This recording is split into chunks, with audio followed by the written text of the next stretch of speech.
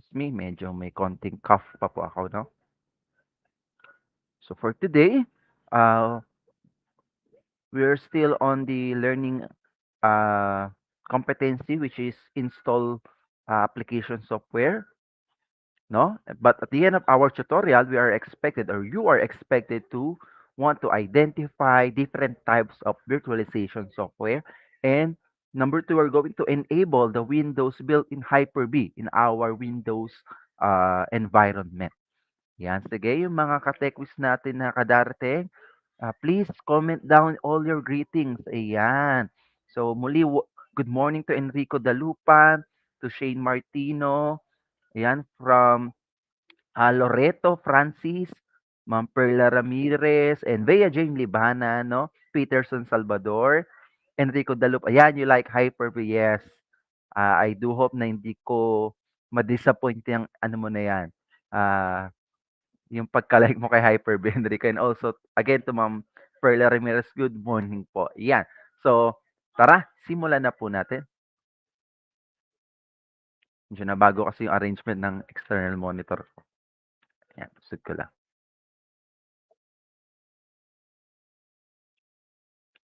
Oops. Medyo a bit lagi. Please bear with me, guys, mga ka-techwiz. Medyo, you know, so sobrang dami lang siguro ng mga running apps in the background ng dito sa unit ko. Medyo lagi na siya. So please bear with me. Yeah. By the way, good morning to Edsel Bantiling and Jiro and Ciso. Yan. Good morning mga ka-techwiz. Yan. Tutok lang po kayo. So, unang-una, ano ba yung virtualization? No, from the word virtual. Yan. Ano ba yung tinatawag nating virtual? No? So, sabi rito, virtualization is the process. Again, when we talk about or when we say virtualization, it is the process of running a virtual instance of a computer system in a layer abstracted from the actual hardware. Meaning to say, meron tayong physical hardware. Halimbawa, itong computer ko. But in virtualization, we are able to run a virtual environment, no, doon sa layer ng ating actual or yung tinatawag nating physical machine, no? So most commonly, it refers to running multiple operating system on a computer system simultaneously. All right? Ayan, so may sinabi si Enrico Dalupan sa comment section. So in computing, virtualization is the act of creating a virtual version of something.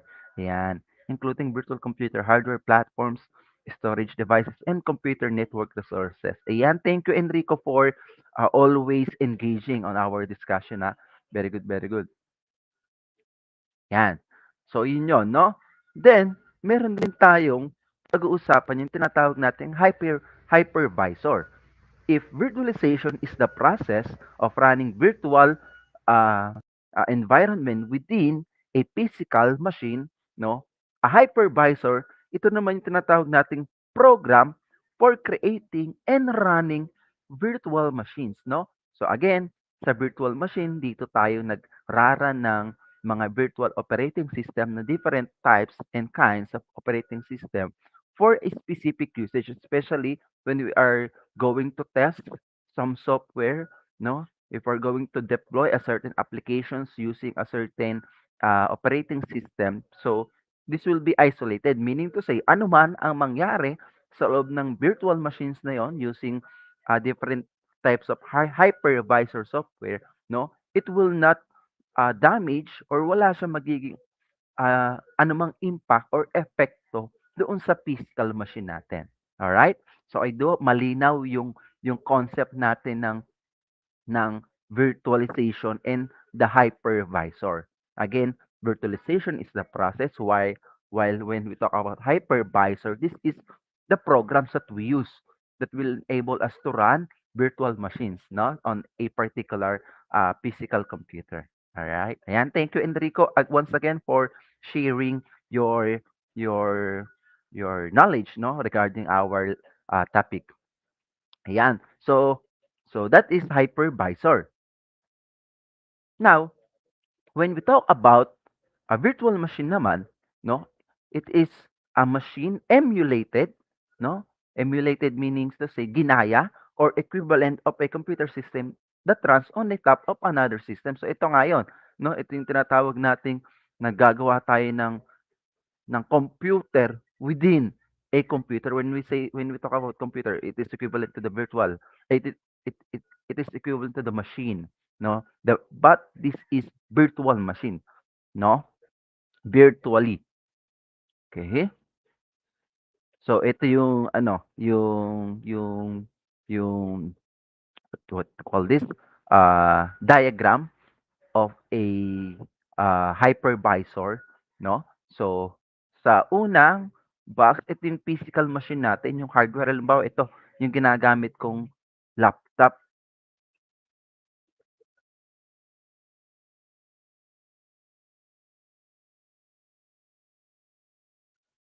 Excuse me, kailangan ko lang umubo, pasensya na. Yan, so we have the physical machine. And then, on our physical machine, ito sa laptop ko, meron akong OS or yung operating system sa mismong laptop ko 'to. Halimbawa, I am using Windows 10 Education Edition dito sa laptop kasi this laptop is issued by the Department of Education. Okay? So, ayan yan, yung dalawang yan, physical machine and the OS. And then, we're going now to use, ito na yung tinatawag nating hypervisor. So, so on this tutorial, dito sa discussion natin, gagamit tayo nung built-in ni Windows feature na tinatawag natin si Hyper-V, no? So dito na yan papasok, dito sa ikatlong box. Okay? Again, this time ito na yung hypervisor natin. And then sa hypervisor natin na yan, dyan na tayo gagawa ng mga virtual machines. Alright? Gets po? No, nakuha natin yung yung mismong uh, what you call this? Picture on how a hypervisor or a virtual machine works, no?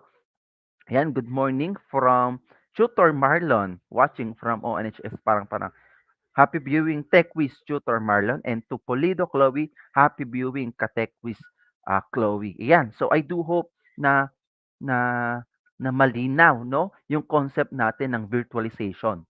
Again, virtualization is the process and the program itself is what we call hypervisor. All right? And then inside the software, yung hypervisor natin, nandun na tayo gagawa ng mga iba't ibang virtual machines. Yan, paulit-ulit ka, Tutor A. Yes, of course. I have to. Para malinaw at walang mintis yung bawat detalye ng ating pinag-uusapang lesson ngayon. Okay pa? Thank you, Enrico, for assisting me, for always giving insights, no, regarding sa ating lesson yan. Parang ano ko na 'to, assistant teacher ko na 'to si Enrico. Thank you, Enrico, wag kang magsasawa, hanggang sa tuloy-tuloy tayo niyan. Thank you, thank you. Alright, so I do hope malinaw ang concept, no, ng virtualization. Okay? Now now these are the different example of virtualization software vendors. So ilan lang 'to sa marami, no? Sila lang yung mga main vendor. So we have the VMware, we have the Oracle VirtualBox, we have SolarWinds, no? And then we have V2 Cloud, and we have also the Virtu. I don't know. I forget if Virtu, but this is specifically a virtualization software intended for Macintosh environment, Mac OS. Then you also have the Parallels, no?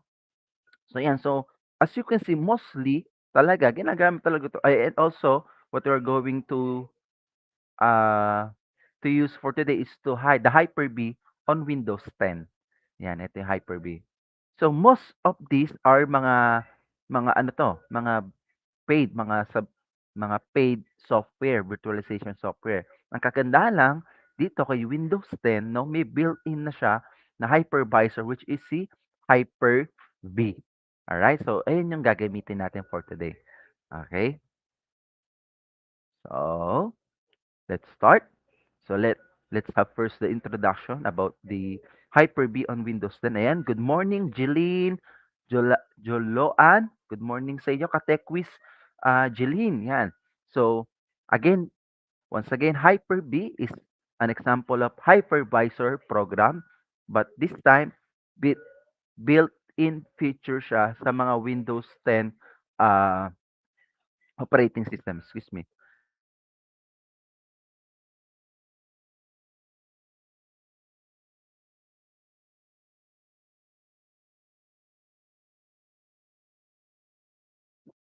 Pasensya na, sa dull moment may ubo ko. So, Hyper-V specifically provides hardware virtualization. That means each virtual machine runs on a virtual hardware. Again, dahil nga yung we all know virtual machine nagko-consume yan talaga ng actual hardware resources, but this time it incorporates this type of virtual hardware, meaning to say meron lang certain portion ng mga hardware resources natin na kinakailangan niya. So ano ba yung mga main component ng hardware natin, no? So nandiyan yung ating CPU, yung processor, yung ating RAM or yung random access memory, and we also have our storage, no? It's either yung hard disk natin or yung ating uh, it's if it is a solid state drive, no? And also yung mga network resources, no? Those are the main hardware components na kakailanganin for us to be able to run this Hyper-V, no? And also it let us create virtual hard disk drive. But again, this will never affect yung mismong physical hard drive natin. All right? Yan. Good morning, Christita Idol. Okay? Next.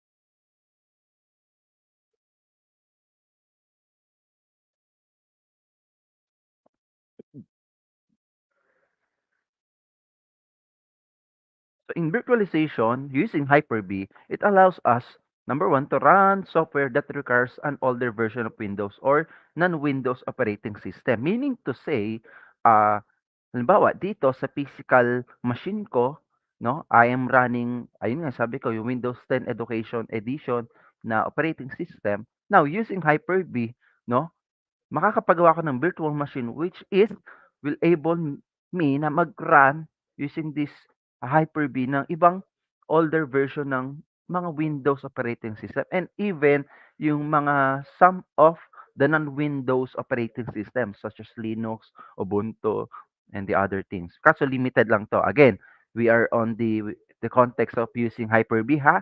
Next, we're going to you are able to experiment with other operating system. So Hyper-V makes it very easy to create and remove different operating system. Kaya nga sabi ko nga sa inyo, if you want to test a certain software, lalo na kung mga software developer kayo, it is a must na you are able to use no different types of virtualization software para ma-deploy nyo, ma-test nyo yung mga na-develop ng software, right? And also, it allows us to test software on multiple operating systems using multiple virtual machines. Again, using Hyper-V as our hypervisor program, we are able to create, no? It's up to you. Depende, again, open quote pa rin, depende pa rin doon sa existing hardware resources ng unit mo. It varies, okay? So with Hyper-V, you can run them all on a single desktop or laptop computer. So these virtual machines can be exported and then imported into any other Hyper-V system, no? Including yung Azure, no? Yung Microsoft Azure. Ito yung cloud computing technology ito ni Microsoft wherein you are able to run uh, operating system over the network.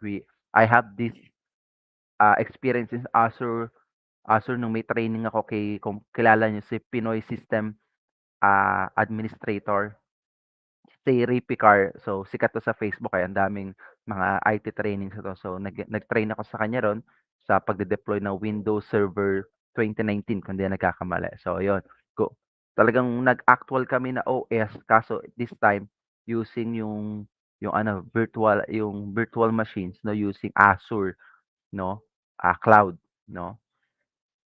Ayan. So share ko lang 'yan. Alright, so those are the three things that allows us no mostly no, using Hyper-V. Now, ano ba yung mga system requirement no para magamit natin or for us to be able to enable the Hyper-V feature dito sa ating Windows 10? So, number 1 yung system requirement niya, no? Hyper-V is available on 64-bit. Again, Hyper-V is available on 64-bit versions of Windows 10 Pro, Enterprise, and Education. But, again, but it is not available on the Home Edition. Again, so baka mamaya, sabihin niyo, "Sir, ba't ayaw gumana sa akin, ba't wala?"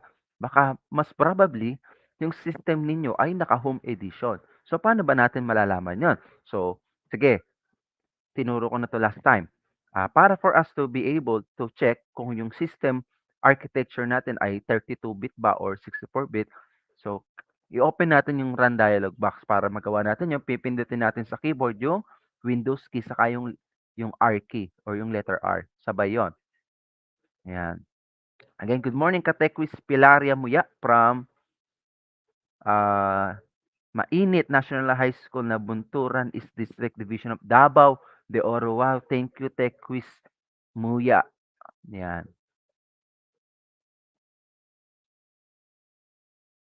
Ayan, so ito na yung run dialog box natin. So na-open ko siya using by pressing Windows key saka yung letter R. Then type natin DX diagnostic or DX diag. Yan.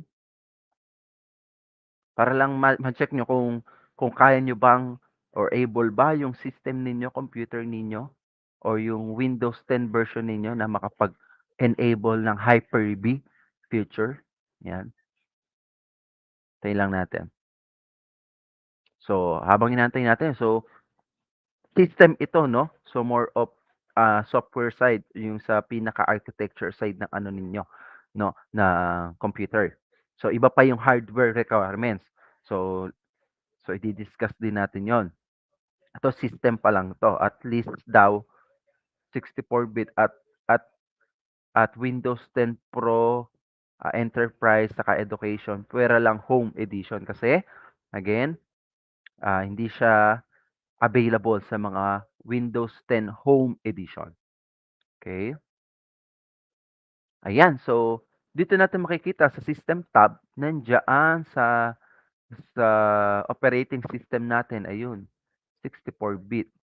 Ayan, Windows 10 Pro Education 64-bit. So dito, sabi ko kanina, ah, ah, tawag dito, ah, puwede siya, hindi lang siya, available sa mga home edition, okay? So, dito natin makikita 'yan. So, 64-bit yung ating system, okay tayo diyan. Next, hardware requirements naman, no, number 1 kailangan 64-bit, no, yung enable yung processor natin, then, ah yung CPU, it support yung virtual machine monitor mode extension. So, mostly ito makikita natin 'to sa mga BIOS setup ng mga system natin. And at least ito minimum of 4 GB memory. So, as virtual machine share memory, sabi ko nga sa inyo, nagse-share, nagko-consume pa rin ng physical hardware resources itong Hyper-V natin, no? So, kailangan at least meron tayong 4 GB. So, you will need to provide enough memory to handle the expected virtual workload. Yan. So, again, a bit lag yan kaya siguro rin yung system ko ngayon lagi kasi kanina nag-run ako ng ano, ng Hyper-V.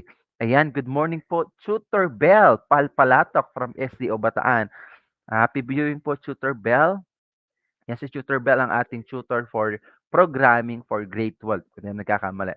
Yan. So, also the following items will need to be enabled in our system BIOS. Ayun nga, yung virtualization technology, and then yung hardware and enforced data execution prevention. Okay? So, kailangan mga naka ano yan, ma-meet natin at least. Okay? So, paano ba natin magagawa yun? At again, run lang tayo ng dialog box. So, Windows key, saka saka yung letter R sa keyboard natin. Tapos type natin system info para ma-check natin if able ba. Sorry. CMD muna pala tayo. CMD. Type natin sa run dialog box yung CMD. Then run as admin natin yon para magawa yon. Control Shift, then enter. Tapos magra-run as admin na 'yan, antayin lang natin.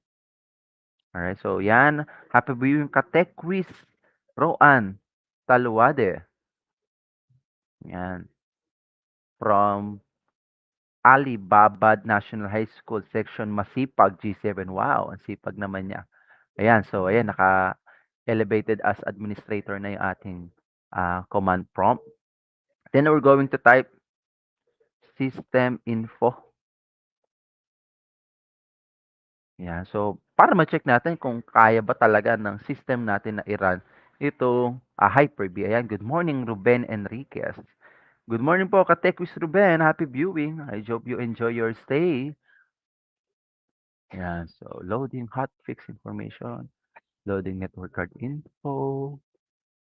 Ayun, so ito, nakakita natin sa bottom part, no, itong Hyper-V requirements. So a hypervisor will detect features required will not be displayed. Ayan. Naka-enable na kasi yung feature to. Ayan, so na-detect niya na. Naka-enable na kasi. Anyway, sige. Okay na 'yon. So, meaning to say, puwede siya dito sa system ko. Of course, nasubukan ko na siya a while ago. Next. Yan, so paano ba natin i-enable yung Hyper-V sa ating Windows?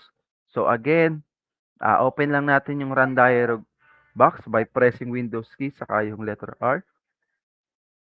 Ayan. Bumitaw na siya sa akin. Ito siya.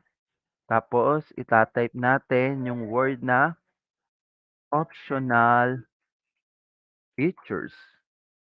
And then, click OK. Oh, I have a visitor. Yan.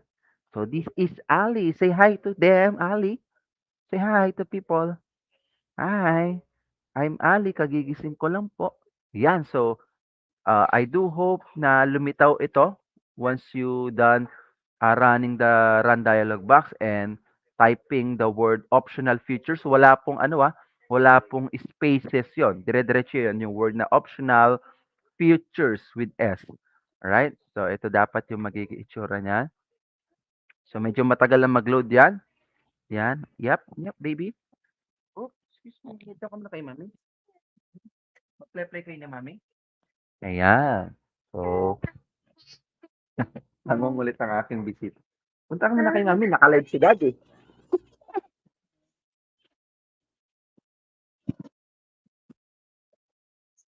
So, what's it? Yun. Mami. Ayan. So, sorry po sa delay. At nangungulit po ang aming little chikiting. Anak, naka-live tayo. Narinig nila iyak mo. Ayan. Kinuha na po siya ng kanyang mami. Ayan, good morning po, Katekwis Marife Artilio. Ayan, hirap ng live, no? Ayan, so as you can see dito sa part, hanapin lang natin yung Hyper-V.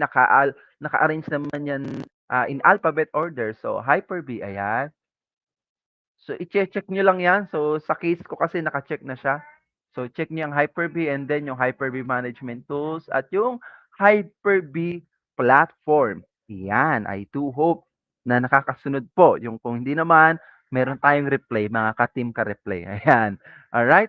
So, once okay na yan,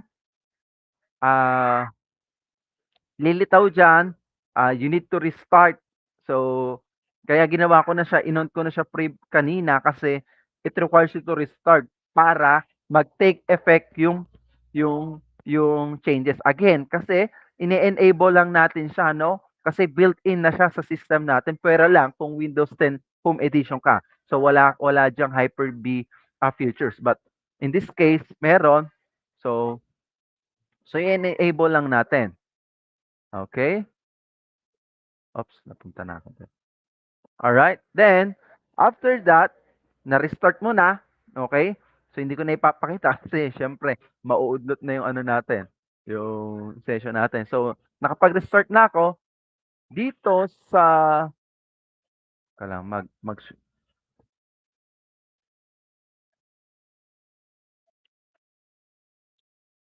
mag-share lang ako ng, ano ko, screen.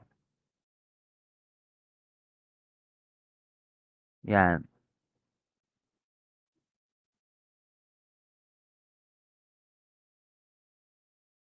Yan, ayan, I do hope nakikita yung ano ko 'no. Dito sa start menu, once na-enable na natin ta's nakapag-restart na 'to at nakapag-restart na tayo ng PC or ng computer, so type lang natin yan lilitaw na yan, Hyper-V Manager. So click natin yung Hyper-V Manager 'no, para makita lang natin ano ba yung itsura nung ano, nung Hyper-V.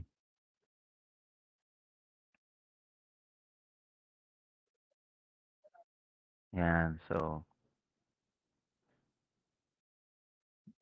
it's a bit, laggy. Again, this will differ pa rin sa current ano niyo, system, okay.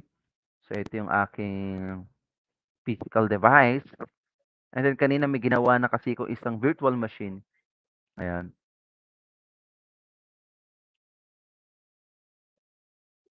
Ayan, so ito yung ginawa ko kanina. Alright. Now, paano ba tayo gagawa ng virtual machine? So ito na yung mismo, dito na tayo gumagawa ng computer-like machine, but this time it's a virtual one, okay? So, puwedeng from Hyper-V Manager, 'no, click niyo lang yung quick create or puwedeng rito from start menu, type niyo lang hyper, tapos dito meron na siyang Hyper-V quick create. Ayan, 'no? It's up to you. So those are the basically the two ways on how are you going to create quickly, 'no? Ayan.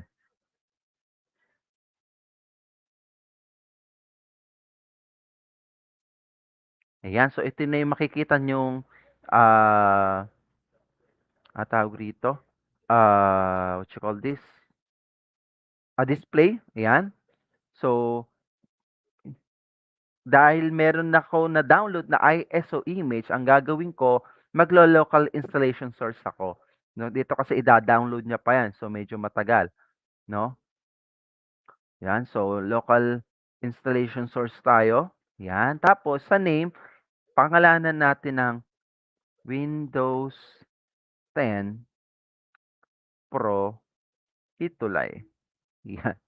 Tapos dito sa change installation source, ito as is niyo lang 'yan, check niyo lang 'yan kasi ang install naman natin is Windows. Kung non-Windows, uncheck niyo 'yan. Okay, so change installation source, ayan. Tapos hanapin ko lang, ibro-browse ko lang yung ano ko, yung ISO image. So sa pagda-download ng official ISO image directly from Microsoft website, meron tayong separate session nito, 'no? Next. So halimbawa ito, so Windows 10 20H2 by 64. Lagay ko pala rito Windows 10 Pro 64. Yan, tapos create virtual machine, click nyo lang. Ayan, so lilitaw na yan, creating new virtual machine. Creating disk, 'no? Siya na yung mag-a-assign kasi naka-quick tayo.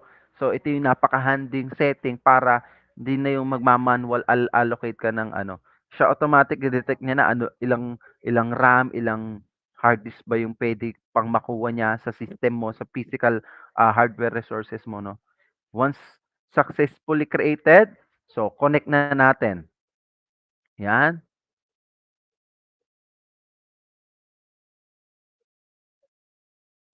So, antayin lang natin,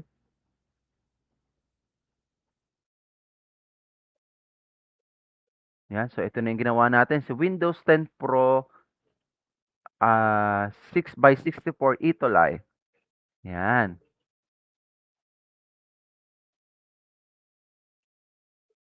Maximize lang natin. Anyway, sige yaman mo. So, if okay na, so status off pa siya, so i-start natin again.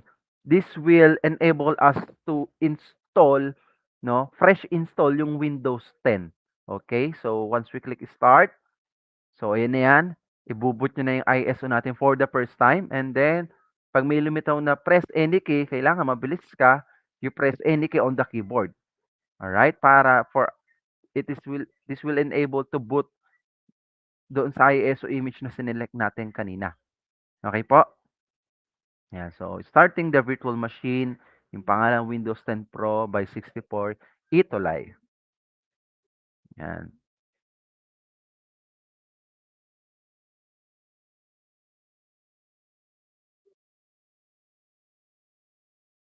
Yan, antayin lang natin. Again, hindi ko po kayo makikita kasi naka-share screen ako eh.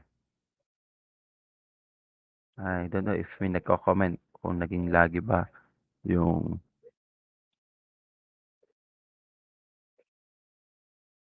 oops, ayun na.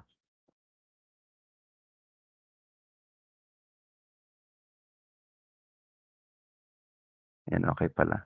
Yan, good morning po, Tutor Pau de Guzman. Ayan, ang aming tutor mentor, si Tutor Pau for Programming Grade 11.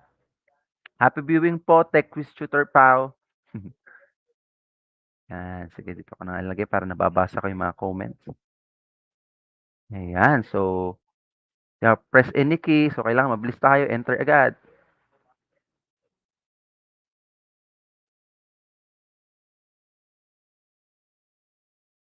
Nawala na.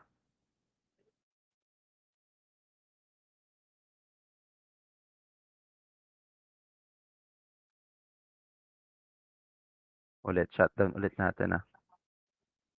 Shutdown natin. Tapos restart. Kasi di ko press any key to boot from CD. So yung ISO na inano kasi natin na sinelect kanina nung ginagawa natin siya sa quick create, no? Automatically, nakaselect si ISO image as CD. So definitely, i-read niya si ISO natin as a bootable CD or DVD, okay?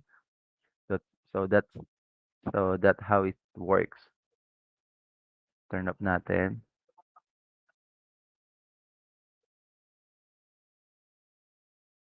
So nag-failed siya. So revert natin, revert. So this might some of the troubleshoot that you may experience, no, while doing this, but it's okay. At least you see it firsthand. Sige, reset natin. Yan,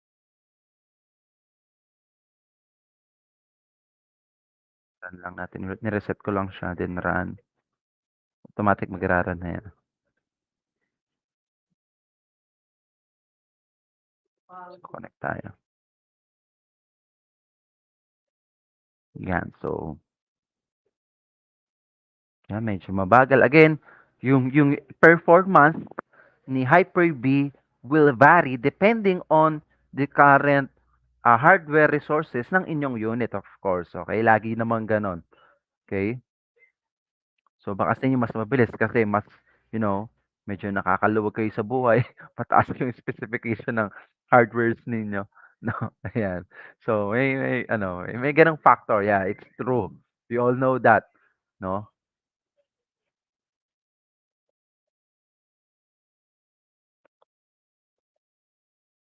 Ayan.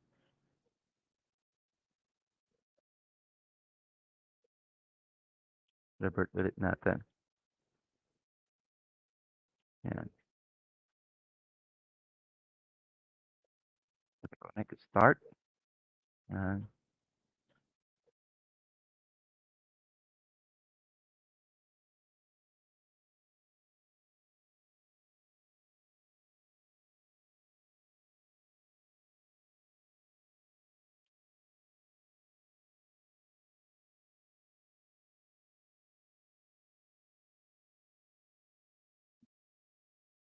Pindutin ko na yung enter, enter. Para once na lumitaw yung press any key, okay na. Magdidiretso siyang mag-boot sa CD. Ayan. So excited. And then just again, hide it. Manta. Ayan. So, oops. Ayan. So, I am having an issue. Nakakatch niya naman yung media. Okay naman.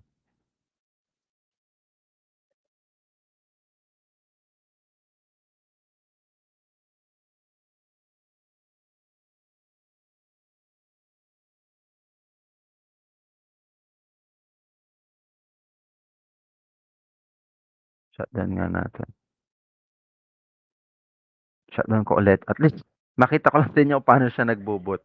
Maipakita ko lang. Ayan.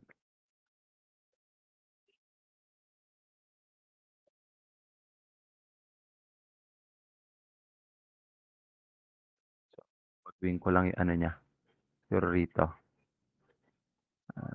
Settings. So ito yung ano, yung kumbaga pagpalagay niyo itong virtual machine natin ito, ko-configure natin yung mga hardwares niya. Yan.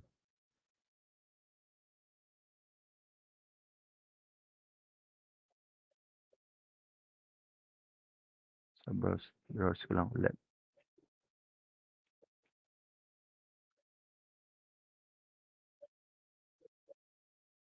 Medyo nangungulit siya. Oops.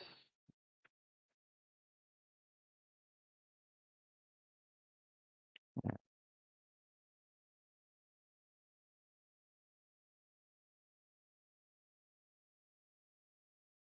Okay. Start. Yan, hirap talaga pag live.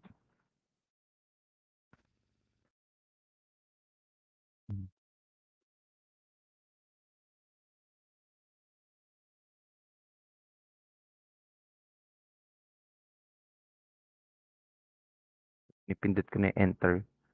Actually, any key. Para at least, pag lumitaw yung press any key, maramdaman niya. Wow. Ipakiramdam siya.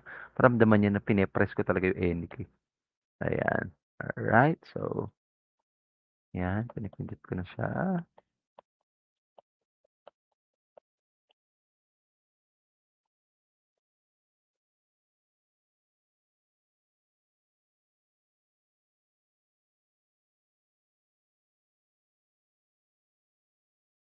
I-stop ko nga muna tong si ano. Wait lang ah.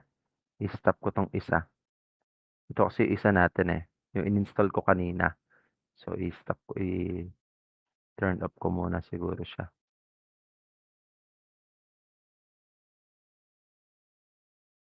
Turn off muna kita.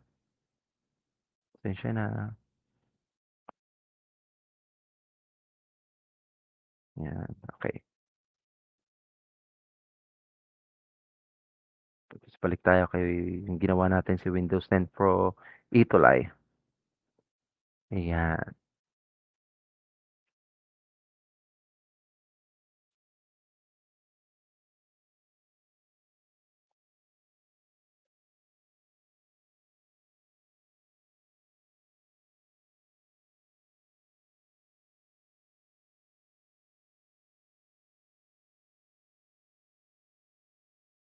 Kung mag-boot lang siya, then we're okay. Proceed na tayo sa quiz.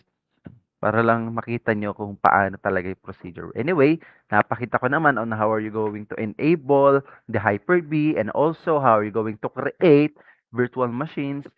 And then, yung susunod na kasi natin step yung para mag-boot siya sa ISO na sinelect natin.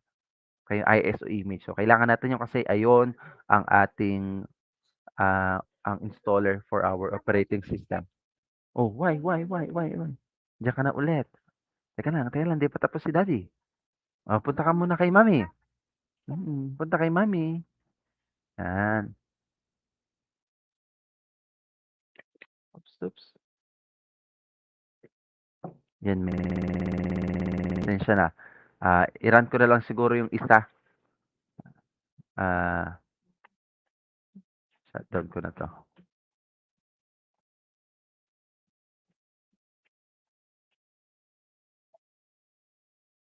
Turn off ko na siya, ayan. So, yung kaninang ginawa ko, ito na lang, pakita ko. Wala na, nagsasayang tayo ng minuto. Ayan. So, ito yung ginawa ko kanina.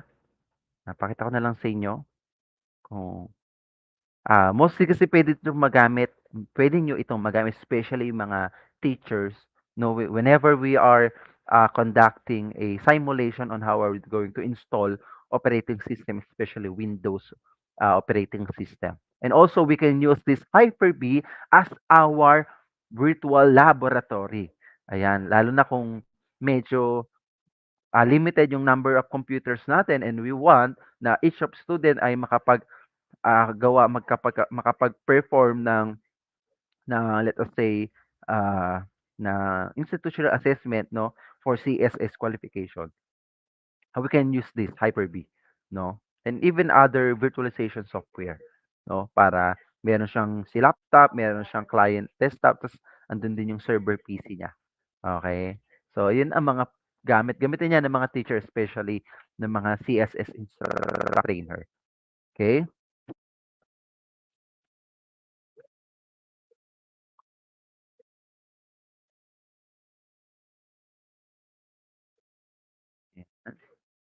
So again, medyo laggy kasi, I am using other resources, katulad niyan nagpe-present ako online 'no, using StreamYard. So talagang medyo laggy po kaya pasensya na po, bear with me 'no.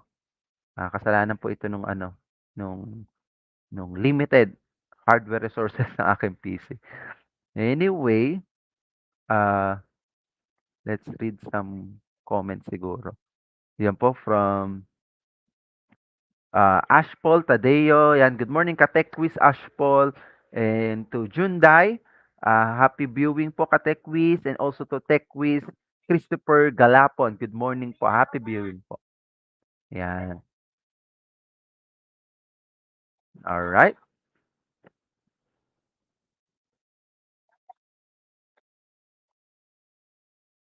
So again, yung performance will vary po depending on your unit. Ayan. Yan. So definitely it should boot na no doon sa Windows boot up natin, but for the sake of course uh we're running out of time na po. I will let me proceed na po sa quiz. Okay.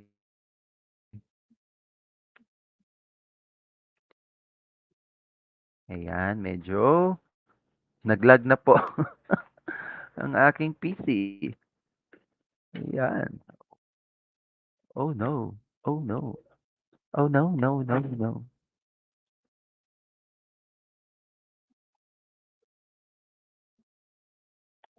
I don't know, nandiyan pa po ako, kung naririnig niyo ako, nakikita niyo po ako, bigla na pong nag-freeze ang aking, StreamYard tab. Ayan, ayun, okey na siya. So share ko lang po ulit yung presentation ko 'no, para makapag-proceed na tayo sa ating quiz. Yan, sige po. It's a 5-item quiz lang, alright? So for us to be able na ma-complete natin yung kabuuan ng session 'no, yan. So again, pasensya na po at talagang lagi po on my end 'to, on my end 'no, on my end po yung problema 'no. Sabi nga, "No babe, it's not you, it's me." Ayan, mga famous breakup lines. Ayan, I do hope it's all good na. Yan, so nag-chat na, I mean, nahanap na ako ni Direk. Direk, okey na po? Naka-freeze po ba? Yan, teka lang, tawagin ko lang si Direk. Ayan, okey na Direk. Yan, thank you Direk. Thank you Direk. Mabuti na lang nandiyan si Direk sa aking backup. Alright, sa aking backup 'no, andiyan si Direk 'no, sa backstage. Alright, now we're going to yan, sa ating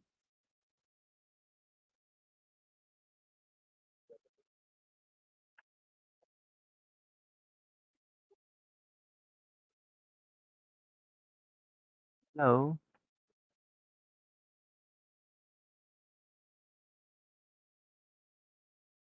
si Microsoft PowerPoint naman yung nag-freeze. Ayun na yun, okey na. It's due to mas probably dito sa ginagawa natin sa virtual machine. So, talaga it it requires, a big space for your hardware, resources. Ayan. So, let's do the quiz time, of course, as always, it's only a 5 items. Nothing to worry. Walang maling sagot, no? Definitely, it's okay. Okay, for number one, ayan.